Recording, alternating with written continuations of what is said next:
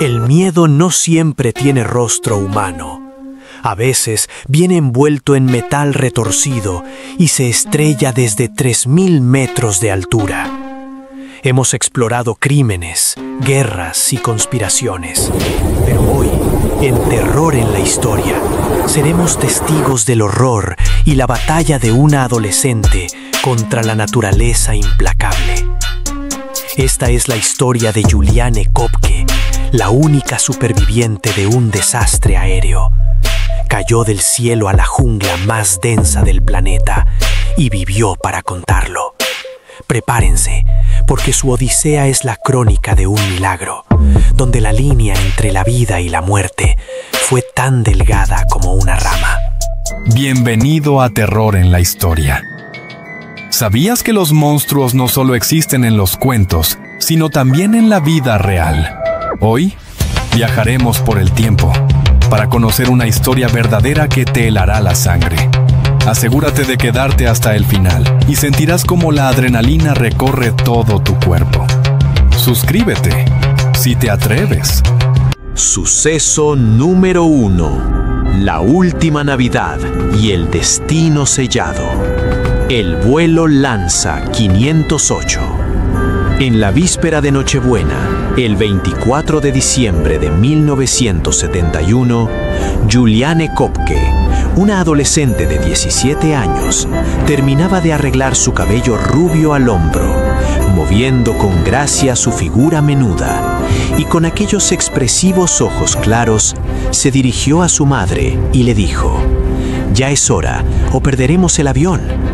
Su madre, la ornitóloga María Koepke, y ella abordaron el vuelo 508 de la aerolínea Lanza en Lima, Perú. El destino era Pucallpa, donde Juliane se reuniría con su padre, un zoólogo que trabajaba en la selva para celebrar la Navidad. Ella y María le llevarían un regalo. Habían pospuesto el viaje, pero su madre insistió en que quería celebrar la Navidad con su hija y esposo juntos. El regalo de Navidad fue, irónicamente, el vuelo que se convertiría en su ataúd. El avión, un Lockheed L-1800 Electra, llevaba 92 personas a bordo. Estaba sobrecargado. Esta aerolínea no tenía buena reputación, ya que tenía un historial de problemas de seguridad. El vuelo estaba retrasado, y Juliane y su madre, quizá por un extraño presentimiento o intentando burlar al destino, quisieron cambiar de aerolínea, pero no pudieron, y al final tomaron la decisión fatal de abordar el avión Lanza 508. Mientras volaban, el ambiente era festivo y navideño, lleno de alegría. Pero unos momentos después, Juliane, hija de biólogos, notó la densa nube oscura que se cernía frente a ellos. El destino había sellado un regalo de Navidad macabro, como un vuelo directo al terror, que estaba a punto de convertirse en una pesadilla. Suceso número 2. La tormenta a 10.000 pies de altura. El rayo mortal. Aproximadamente a las 12:30 de la tarde, mientras el avión volaba sobre la espesa selva amazónica, se topó con una violenta tormenta eléctrica. A 3.000 metros de altura, el avión entró en la madre de todas las tormentas, un fenómeno conocido como cumulonimbus. El temor se instaló en la cabina. El piloto, el copiloto y toda la tripulación sabían que se aproximaban momentos de terror. Trataron de hablar con calma y aparentar serenidad para no alarmar a los pasajeros, pero no pudieron imaginar lo que pasaría tan solo unos segundos después. Juliane recordó que el cielo se volvió oscuro.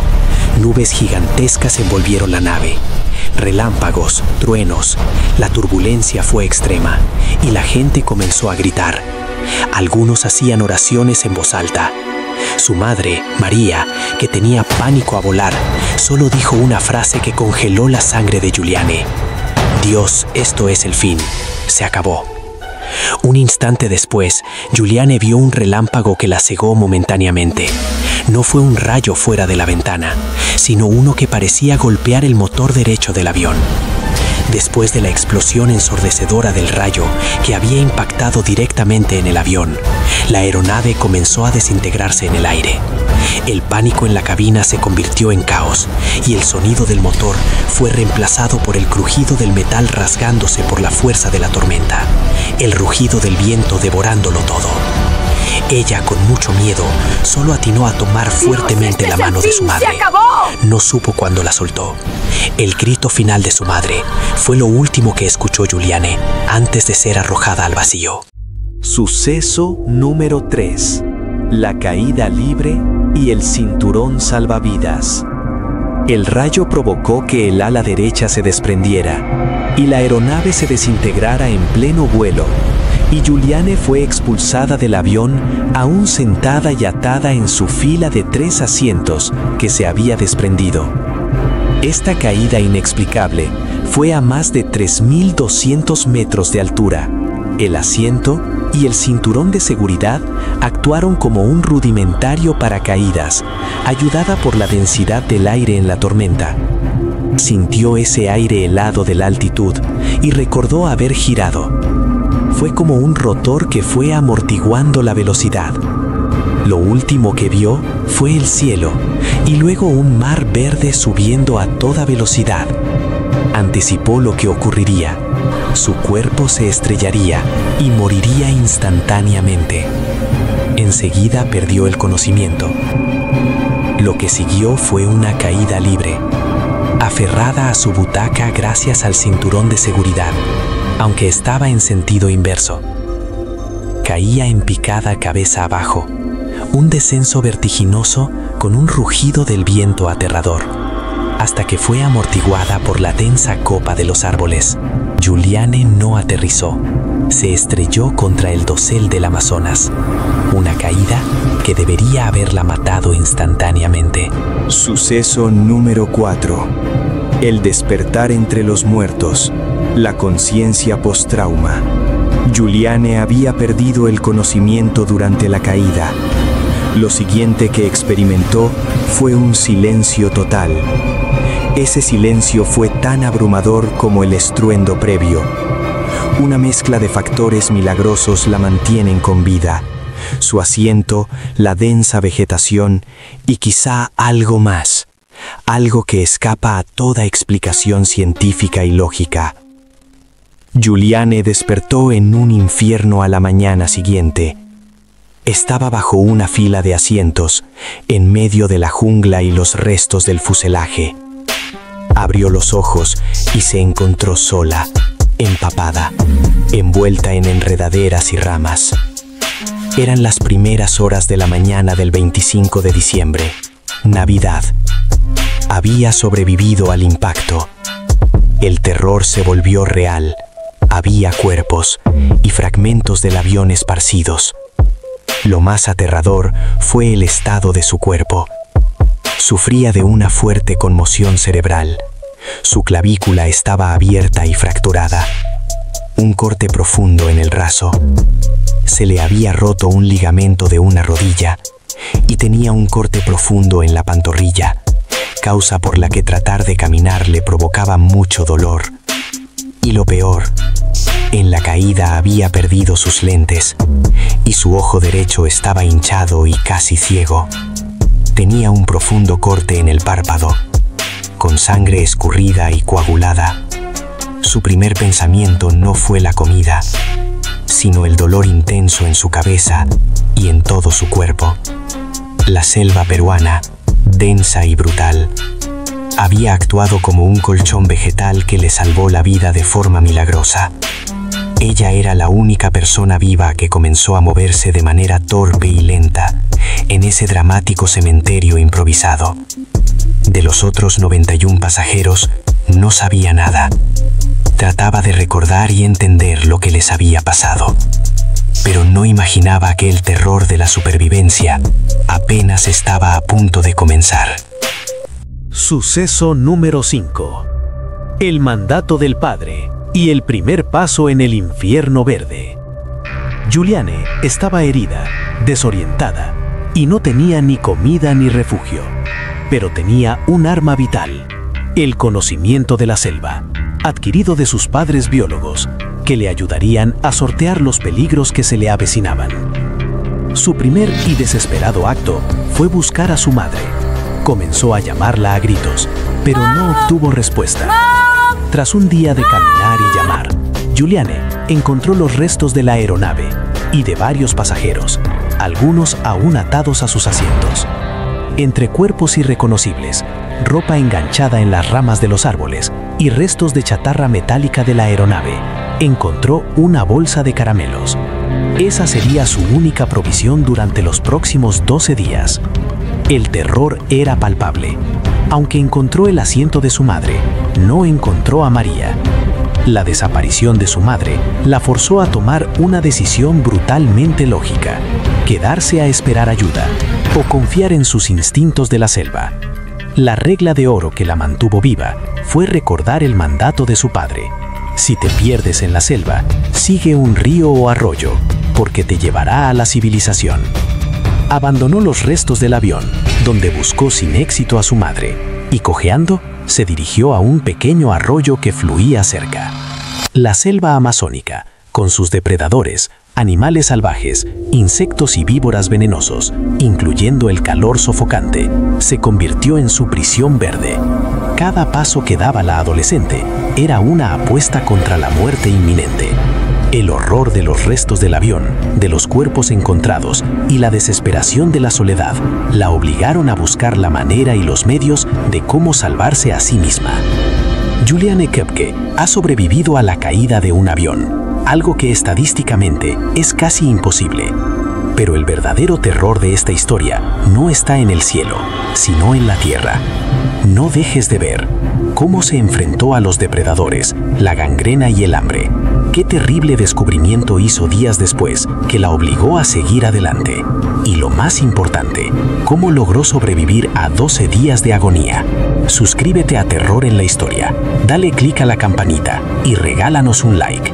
Gracias por apoyarnos. Continuamos con la odisea de supervivencia de Juliane Koepke. Suceso número 6. El mapa de la muerte. Los restos del avión. Mientras Juliane avanzaba, herida, temerosa y agotada, seguía encontrando vestigios del desastre.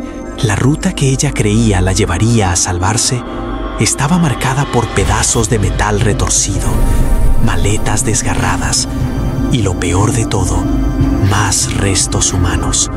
La jungla había intentado tragarse toda la evidencia, pero los restos del fuselaje eran recordatorios constantes del desastre y de su terrible suerte. Seguía buscando a alguien con vida. Sobre todo buscaba a su madre. Creía que milagrosamente en algún momento la podría ver aparecer.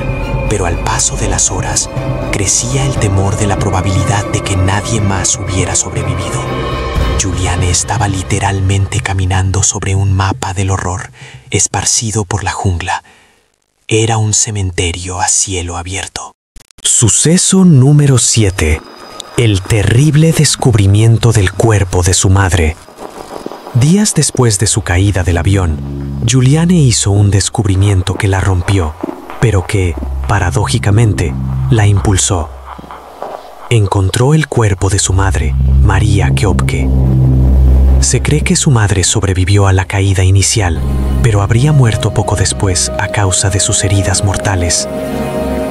Juliane, en su estado de shock y agonía, solo pudo reconocer el cuerpo a poca distancia, pero por su estado no tuvo fuerzas para acercarse o enterrarla. Este terrible encuentro la confrontó con la certeza absoluta de que ahora sí se encontraba totalmente sola y la necesidad urgente de seguir adelante sin la única persona que amaba a su lado y con la seguridad de que nadie sabía dónde estaba. Suceso número 8. El enemigo invisible. Gusanos y gangrena. Durante su travesía, Juliane se escondía de los buitres que se posaban sobre los pasajeros que no escaparon de su trágico destino y que ella sabía que en algún momento serían alimento para los pájaros carroñeros. Pero la jungla no solo albergaba depredadores grandes, el jaguar, la anaconda, el caimán o el puma. Ahora, el verdadero terror y peligro al que se enfrentaría venía en tamaño microscópico.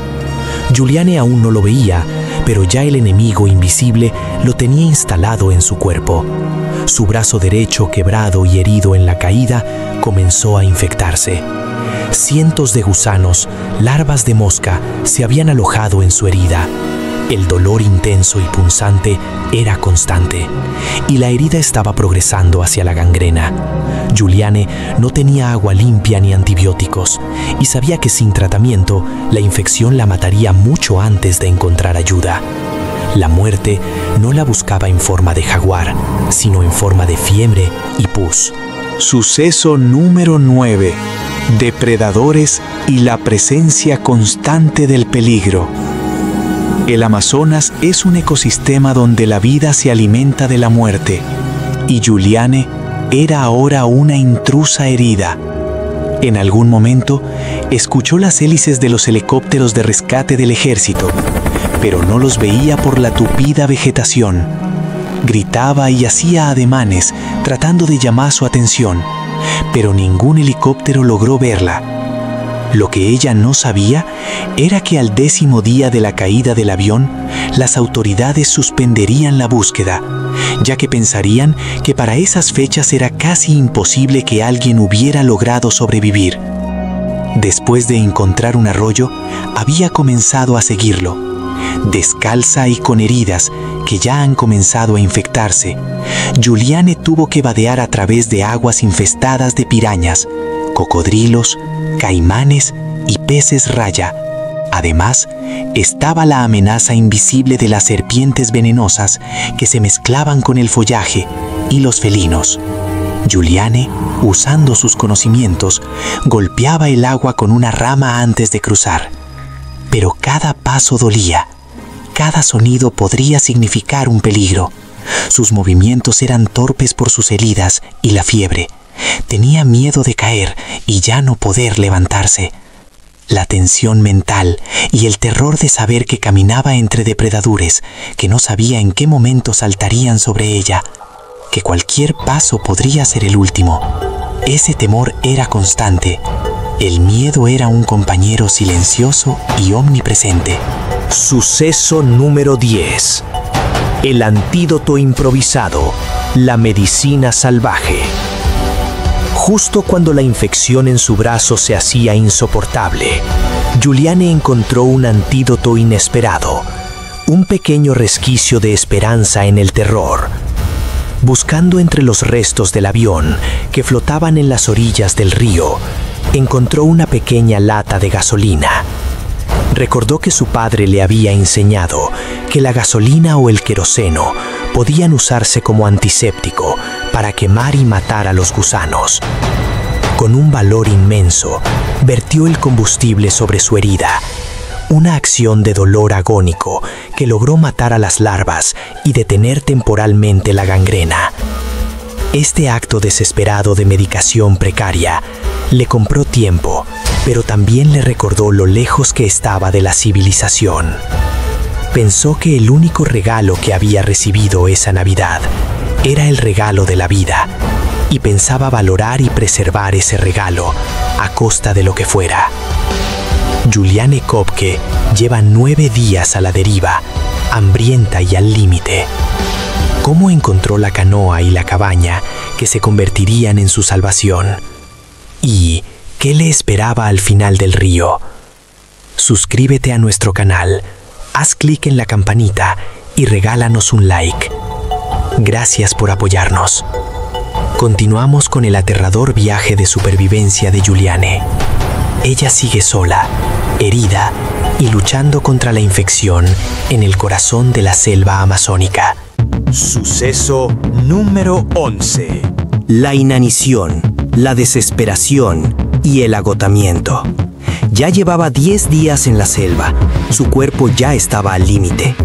La supervivencia se había reducido a una lucha desesperada contra el hambre y la deshidratación, en medio de la humedad constante. Giuliane apenas había comido y comenzaba a batallar contra la inanición. No se atrevía a probar ninguna fruta o planta por temor a que fuera venenosa. Ese era un conocimiento vital que le había inculcado su padre. Su única fuente de alimento eran algunos caramelos que había encontrado en las maletas del avión y que los llevaba consigo resguardándolos y racionándolos. La desesperación y la debilidad la hacían caer constantemente y cada vez le resultaba más difícil levantarse, aunque el temor a morir ahí en medio de la selva y la convicción de que pronto encontraría ayuda la hacían seguir luchando. Pero al paso del tiempo, el agotamiento físico amenazaba con paralizar su voluntad de seguir adelante. Suceso número 12. El agua que no se puede beber. El engaño del Amazonas. Paradójicamente, en el ecosistema más húmedo del mundo, Giuliane enfrentó la sed y el peligro del agua. Aunque seguía el arroyo, tenía terror de beber agua de él, ya que Giuliane sabía que beber agua estancada o de fuentes no tratadas en la selva era una sentencia de muerte por parásitos y bacterias.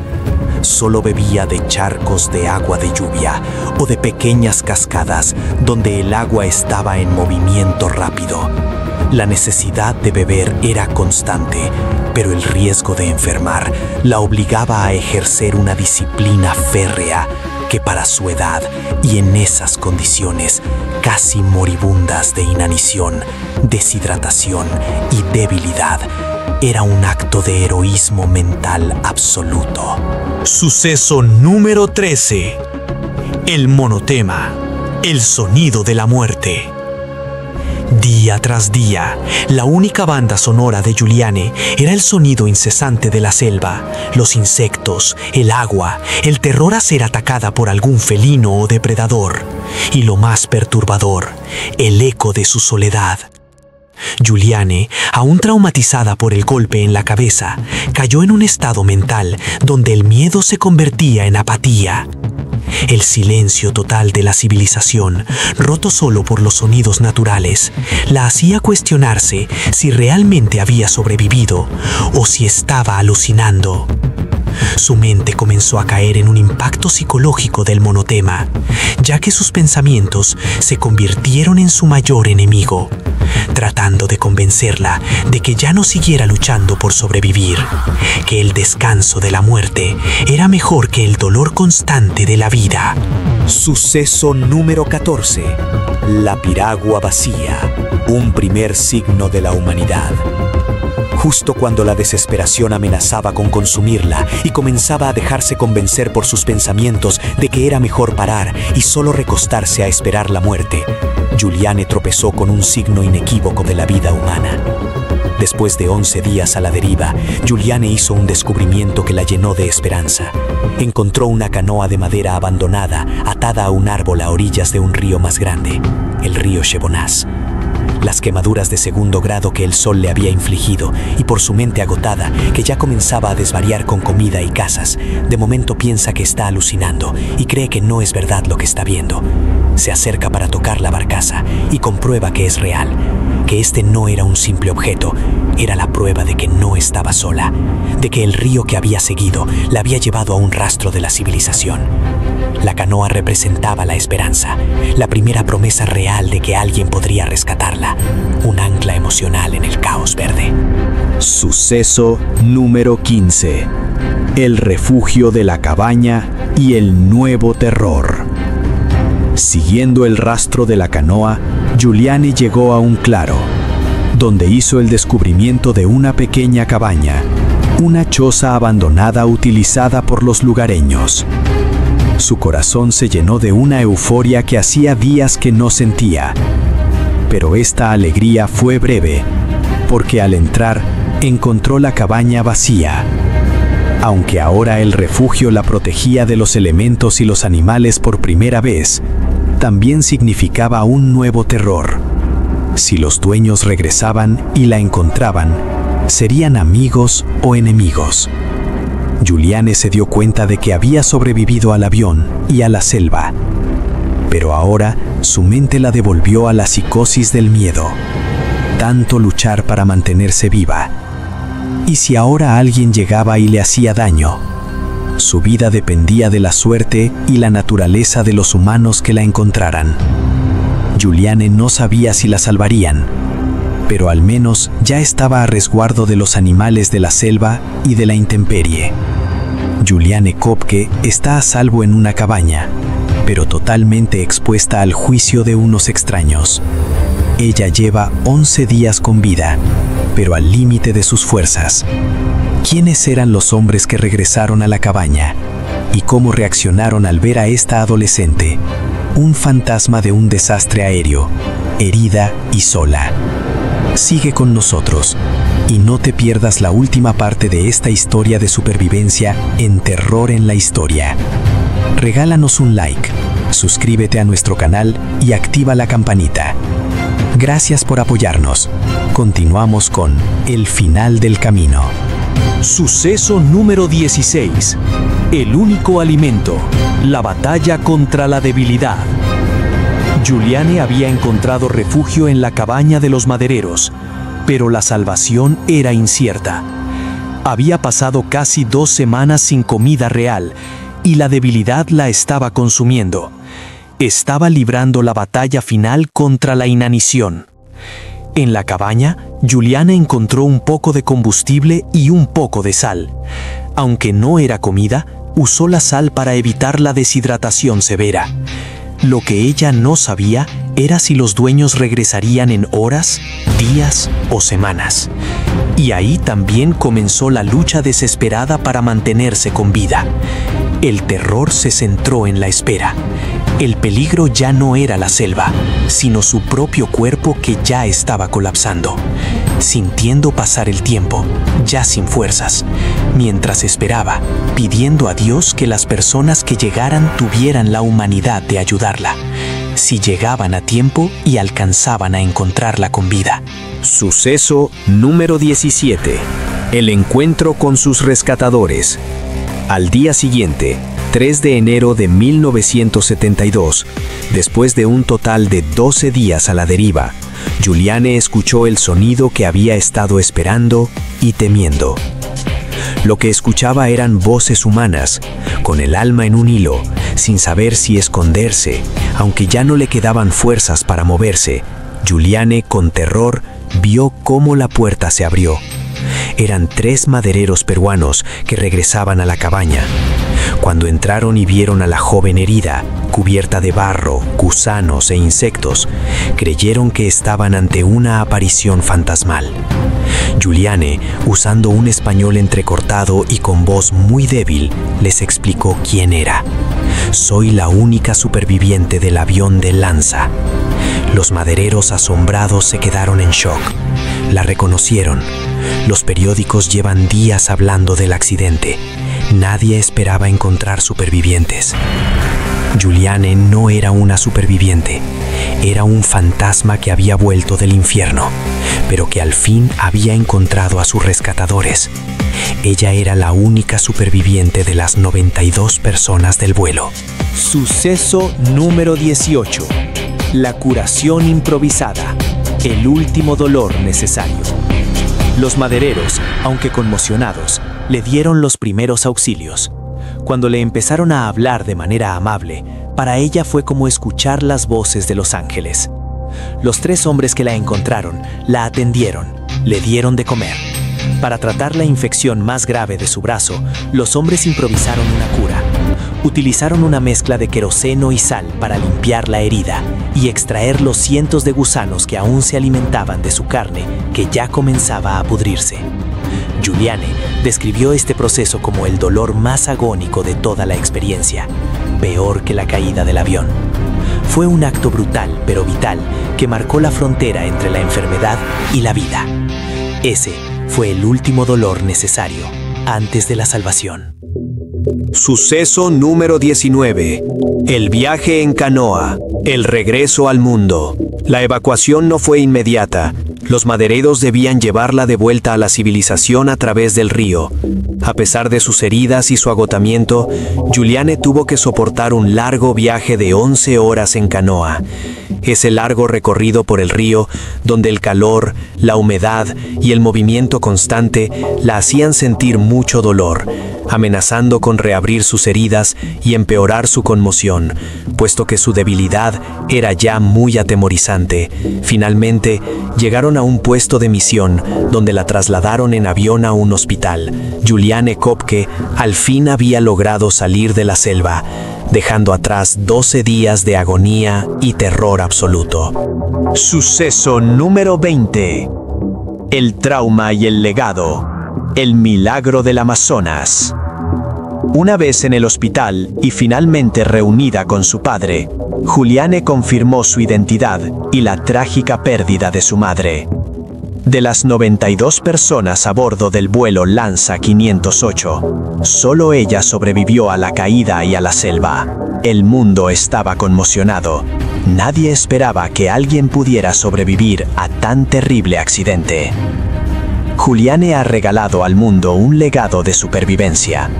No solo tuvo que curarse de sus heridas físicas, sino también del profundo trauma psicológico de haber presenciado la desintegración del avión, la muerte de su madre y la supervivencia de la selva amazónica, que quería quedarse con ella, pero al final nos la devolvió.